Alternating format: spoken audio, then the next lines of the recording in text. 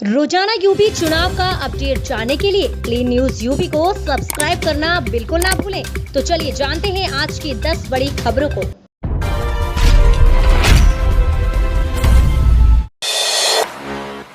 धार्मिक नगरी में आस्था के मुद्दे की होगी परख। 31 सीटों पर भाजपा, सपा और बसपा, किसका कितना फायदा।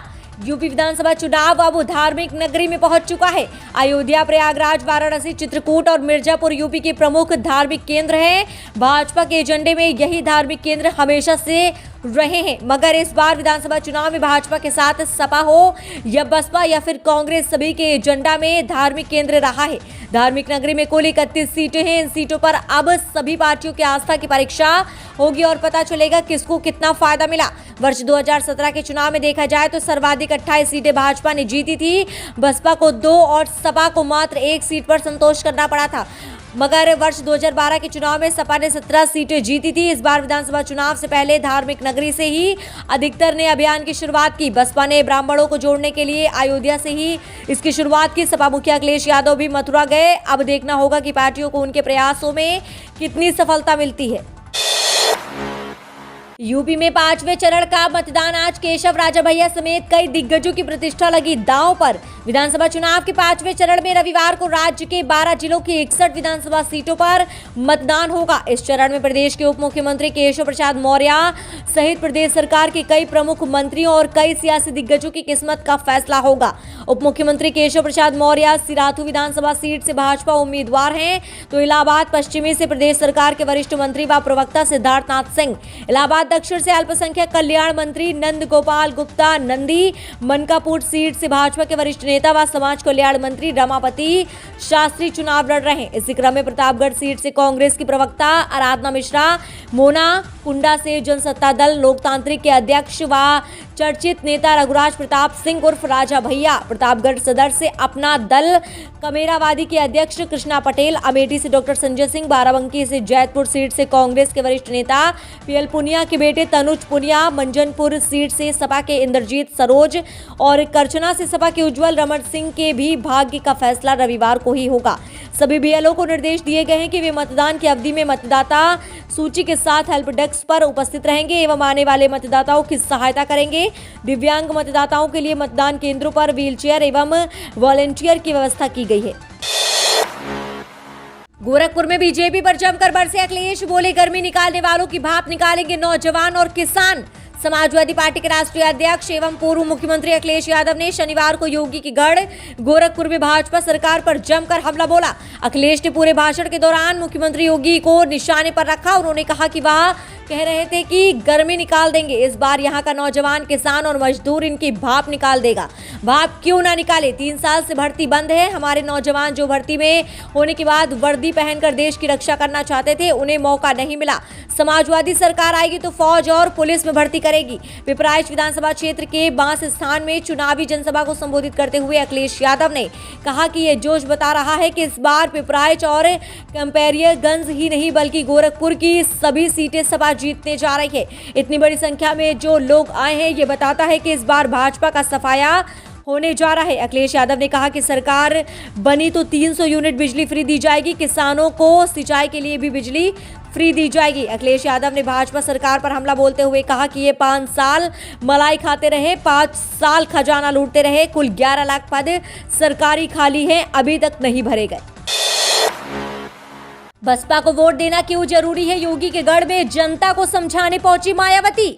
बसपा सुप्रीमो मायावती ने कहा कि हमारी पार्टी ये चुनाव उत्तर प्रदेश के सभी विधानसभा की सीटों पर अकेले पूरी तैयारी और दमदारी के साथ लड़ रही है। मुझे उम्मीद है कि इस बार बसपा पूर्ण बहुमत की सरकार बनाएगी ताकि आपको वर्तमान में भाजपा के चल रहे जातिवादी, संकीर्ण, अहंकारी और तानाशाही वाले शासन से मुक्ति मिल सके। इसके साथ ही हमारी पार्टी ने पूर्व की तरह इस चुनाव में भी बसपा से जुड़ने के अनुपात को ध्यान में रखते हुए सर्व समाज के लोगों को टिकट दिया है। चुनाव में आप लोगों को कांग्रेस, बीजेपी और सपा और अन्य विरोधी पार्टियों को वोट न देकर सिर्फ अपनी एकमात्र हितैषी पार्टी बहुजन समाज पार्टी को वोट दे। गोरखपुर मंडल के 28 विधानसभा सीट के लिए गोरखपुर के चंपा देवी पार्क में जनसभा कर रही बसपा सुप्रीमो मायावती ने मतदाताओं से बसपा के पक्ष में वोट करने की अपील की। हालांकि इस दौरान वह बीजेपी, कांग्रेस और सपा पर हमलावर भी दिखी। यूपी विधानसभा चुनाव, डिप्टी सीएम मौर्य ने अपने आवास पर की पूजा, कहा 10 मार्च को बंगाल की खाड़ी में डूबेगी अखिलेश की साइकिल। उत्तर प्रदेश की विधानसभा चुनाव के 5वें चरण में आज राज्य के 12 जिलों की 61 विधानसभा सीटों पर मतदान हो रहा है। सुबह से ही मतदान केंद्रों पर मतदाताओं की लाइन दिख रही है। इस चरण में प्रदेश के उप मुख्यमंत्री केशव प्रसाद मौर्य सहित कई सियासी दिग्गजों की किस्मत का फैसला होना है। उप मुख्यमंत्री केशव प्रसाद मौर्य सिराथू विधानसभा सीट से भाजपा उम्मीदवार हैं। इस बीच डिप्टी सीएम केशव प्रसाद मौर्य ने अपने आवास पर पूजा अर्चना की। उन्होंने कहा कि बीजेपी सरकार ने राज्य के 24 करोड़ लोगों के कल्याण का काम किया है, इसलिए लोग कमल खिलाएंगे। डिप्टी सीएम ने कहा, मुझे विश्वास है कि सिराथू के लोग कमल खिलाएंगे और सिराथू के बेटे को भारी बहुमत से जीत दिलाएंगे। भाजपा सरकार उत्तर प्रदेश के 24 करोड़ लोगों के कल्याण के लिए काम कर रही है। डिप्टी सीएम मौर्य ने कहा कि अखिलेश यादव के अहंकार की साइकिल 10 मार्च को बंगाल की खाड़ी में गिर जाएगी। उन्होंने कहा, 10 मार्च को लोगों के आशीर्वाद से अहंकार के आसमान में ऊंची उड़ान भरने वाले अखिलेश यादव की साइकिल बंगाल की खाड़ी में गिरेगी। उनकी साइकिल पहले सफाई में डूबी थी और अब बंगाल की खाड़ी में डूबेगी। पीएम मोदी आज यूपी दौरे पर बस्ती और देवरिया में करेंगे जनसभा। वाराणसी में 20,000 बीजेपी कार्यकर्ताओं को विजय का देंगे मंत्र। प्रधानमंत्री नरेंद्र मोदी आज यूपी दौरे पर हैं। बस्ती और देवरिया में पीएम मोदी जनसभा करेंगे, तो वहीं अपने संसदीय क्षेत्र वाराणसी में 20,000 बीजेपी कार्यकर्ताओं को विजय का मंत्र देंगे। प्रधानमंत्री दोपहर 12 बजे बस्ती में जनसभा करेंगे। इसके बाद देवरिया में 1:30 बजे भाजपा उम्मीदवारों के पक्ष में जनसभा करेंगे। पीएम मोदी दोपहर 2:30 बजे वाराणसी पहुंचेंगे। संपूर्णानंद संस्कृत विश्वविद्यालय के मैदान में वाराणसी के 8 विधानसभा क्षेत्र के 3,361 बूथों की 20,166 कार्यकर्ताओं और पदाधिकारियों को बूथ विजय का मंत्र देंगे। लगभग सवा घंटे के प्रवास के दौरान पीएम बूथ स्तरीय पदाधिकारियों के पास जाकर उनसे बातचीत करेंगे और विधानसभा चुनाव की तैयारियों का फीडबैक भी लेंगे। कुशीनगर में आज लगेगा नेताओं का जमघट। पूर्व सीएम अखिलेश यादव करेंगे 3 विधानसभाओं का दौरा, ओवैसी भी करेंगे जनसभा। जनपद में आज चुनावी रैलियों का तूफान रहेगा। आगामी चुनाव को देखते हुए सभी पार्टियों के दिग्गजों का जमावड़ा आज कुशीनगर में दिख रहा है। आपा अध्यक्ष की 3 विधानसभा में रैलियां। एआईएमआईएम के अध्यक्ष असदुद्दीन ओवैसी भी कुशीनगर में करेंगे जनसभा। वहीं भाजपा के 7 दिग्गजों का जमघट रहेगा। कुशीनगर जिले में आगामी 3 मार्च को होने वाले विधानसभा चुनाव को देखते हुए सभी पार्टियों के दिग्गजों ने अपनी ताकत झोंक कर दूसरे की कमियां और अपनी अच्छाई बताने के साथ चुनावी दावे कर अपने प्रत्याशियों के पक्ष में लोगों को मतदान करने की अपील कर रहे हैं। सपा के राष्ट्रीय अध्यक्ष व यूपी के पूर्व मुख्यमंत्री अखिलेश यादव का आज 3 विधानसभाओं में तूफानी दौरा। 1 बजे फाजिल नगर विधानसभा में स्वामी प्रसाद मौर्य के लिए मतलुक छापर में करेंगे रैली। शाम 2:30 पर तमकुहीराज के दोमाठ प्राइमरी स्कूल पर रैली। शाम 3:30 पर बुद्ध इंटर कॉलेज कुशीनगर से होगी अखिलेश यादव की जनसभा। एआईएमआईएम के राष्ट्रीय अध्यक्ष ओवैसी भी आज कुशीनगर विधानसभा के अपने प्रत्याशी सफी अहमद के समर्थन में रैली और जनसभा कर मांगेंगे वोट। सुल्तानपुर से प्रियंका गांधी की दूरी। रायबरेली अमेठी में 2 दिन तक किया प्रचार, लेकिन यहां आई नहीं मेनका गांधी का सम्मान या सीटें हारने का खौफ। कांग्रेस महासचिव प्रियंका गांधी ने मां सोनिया गांधी के संसदीय क्षेत्र रायबरेली में चुनाव प्रचार के लिए 2 दिन दिए। इसके अलावा अमेठी, जहां से भाई राहुल गांधी को हार मिली, यहां भी उन्होंने 2 ही दिन दिए, लेकिन सुल्तानपुर को उन्होंने पूरी तरह इग्नोर किया। ना ही उनका रोड शो हुआ, ना ही एक भी सभा। ऐसे में 2 ही सवाल हैं कि प्रियंका चाची मेनका गांधी के सम्मान में यहां नहीं पहुंची या 5 सीटें हारने के खौफ से उन्होंने दूरी बनाई। जानकारी के अनुसार सदर और इसौली सीट पर तो कांग्रेस के प्रत्याशी सम्मानजनक वोट पा भी जाएंगे, लेकिन अन्य सीटों पर कांग्रेस को जमानत बचा पाना आसान नहीं। यही वजह है कि कांग्रेस के स्टार प्रचारक भूपेश बघेल, इमरान प्रतापगढ़ी और हार्दिक पटेल जैसे नेताओं ने यहां आकर औपचारिकता पूरी की है। खुद यूपी के प्रभारी प्रियंका गांधी ने अमेठी के जगदीशपुर विधानसभा के थौरी में प्रचार के अंतिम दिन भाई राहुल के साथ एक सभा की। इसमें इसौली के प्रत्याशी को भी बुलाकर सुल्तानपुर का कोरम पूरा कर लिया है। सीएम योगी का डिंपल पर पलटवार, कहा भगवा में जंग का रंग देखने वालों ने विकास पर लगाई मोहर। उत्तर प्रदेश विधानसभा चुनाव 2022 को लेकर एक तरफ राजनीतिक माहौल गरमाया हुआ है।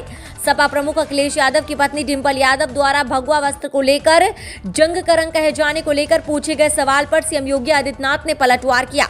सीएम योगी ने कहा कि भिक्षु परंपरा के वस्त्र में जंग देखने वालों की दृष्टि कहां है, सोचकर आश्चर्य होता है। ऐसी सोच वालों ने प्रदेश के विकास में जो जंग लगाया था, जबकि हम ऐसे जंग को उखाड़ फेंक रहे हैं। दरअसल डिंपल यादव ने एक कार्यक्रम में कहा था कि जिस इंजन में जंग लग जाए उसे बदल देना चाहिए। मुख्यमंत्री जिस रंग का कपड़ा पहनते हैं उसी रंग का जंग भी होता है। मुख्यमंत्री योगी आदित्यनाथ ने कहा कि जो लोग मेरे परिवार को लेकर सवाल उठाते हैं उनको मैं बताना चाहूंगा कि उनके लिए परिवार ही प्रदेश था। सारे संसाधनों व पदों की बंदरबाट परिवार तक ही सीमित थी। मेरे लिए प्रदेश की 25 करोड़ जनता ही मेरा परिवार है। पर हम उसी के कल्याण के लिए बिना भेदभाव के पूरी पारदर्शिता के साथ सबका विकास और सबका विश्वास के नारे को साकार कर रहे हैं। यही संविधान की मूल भावना भी है। उत्तर प्रदेश में विधानसभा चुनाव का 5वां चरण आज खत्म हो जाएगा। सभी दलों की निगाहें 10 मार्च पर लगी हुई हैं। 10 मार्च को परिणाम घोषित होगा कि यूपी की सत्ता किसके हाथ लगी। इसी बीच रोज नए आंकड़े निकलकर सामने आ रहे हैं। आइए बात कर लेते हैं उत्तर प्रदेश विधानसभा चुनाव के ताजा ओपिनियन पोल के बारे में। आइए एक नजर डालते हैं आज के आंकड़ों की ओर। सबसे पहले हम बात करेंगे बीजेपी की। बीजेपी को यहां पर 211 से 230 विधानसभा सीटें मिल रही हैं। वहीं बात करेंगे समाजवादी पार्टी की। समाजवादी पार्टी को यहां पर 125 से 130 विधानसभा सीटें मिल रही हैं।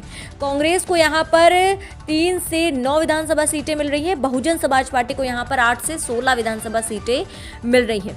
अन्य को यहां पर 0 से 4 विधानसभा सीटें मिल रही हैं। इन आंकड़ों को देखने के बाद आपको क्या लग रहा है? आपकी राय हमें कमेंट के माध्यम से जरूर दें कि क्या योगी आदित्यनाथ दोबारा से मुख्यमंत्री बन सकते हैं या फिर बाजी पलट देंगे सपा प्रमुख अखिलेश यादव। आप हमें कमेंट के माध्यम से अपनी राय जरूर दें। आपकी राय हमारे लिए बेहद जरूरी है।